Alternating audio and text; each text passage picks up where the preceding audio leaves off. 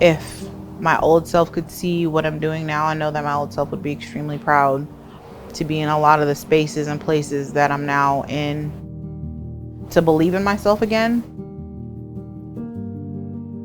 I am Aretha Red Thunder, and I am a community support specialist, helping people find housing and various resources in the community. Yeah. There's a lot of misconceptions about homelessness, not only from my experience, but from various experiences of my clients. There's one individual that was a ultrasound tech. There's an ex-cop. The components to becoming homelessness are not just drugs and alcohol. There's the mental health aspect of it that a lot of people miss out on, and people just need support. They need to know that it's okay to fall. I want my kids to see that no matter how hard things get, that you're able to still ask for help. They can push themselves through hard things and they can tap into their resilience. So 20 years ago, I was a single mother of two, taking care of my children. I was struggling making ends meet. I had suffered a traumatic loss, the loss of my baby girl to SIDS. And that took me on a spiral into homelessness and into drugs. I had to first be able to identify what I was actually dealing with myself, and then get the help that I needed to get for that. I just needed people that were willing to support me and willing to just listen to me and willing to just believe in me. And Transitions is one of the places that did that. Ted is a person that did that. He humanized my struggle. We're not assigning human dignity to people. We know they have human dignity. We know that they are brimming with it. Where can we see it? Where has that dignity been told to hide? And how can we bring it back out where it's not afraid of the light anymore? What gives me hope in this work is people like Aretha is a big part of it.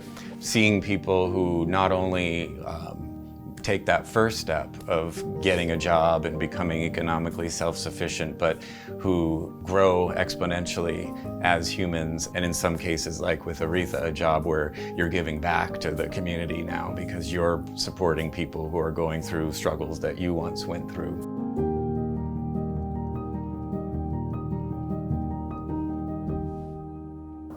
I had a nephew who had passed away about 1.5 years ago from fentanyl, accidental overdose. And it was at that point that I knew that I wanted to be a part of the solution and not a part of the problem. So I started looking towards getting employed in community work. So my journey with Transitions has been working with Ted and working with Mary. They have been coaching me on various skills. They have done mock interviews with me. They've helped me with my resumes.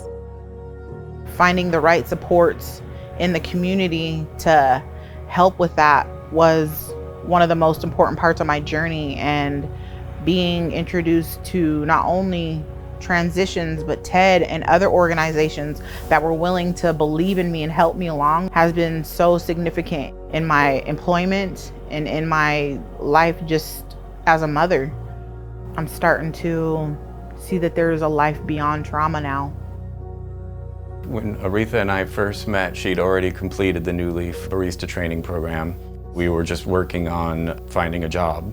With that journey of finding a job comes lots of other stuff, like how are we going to get to and from work with a reliable transportation and driver's license and that sort of thing, and how are we going to balance work life with being a single mom, and how making sure your children are cared for while you're at work.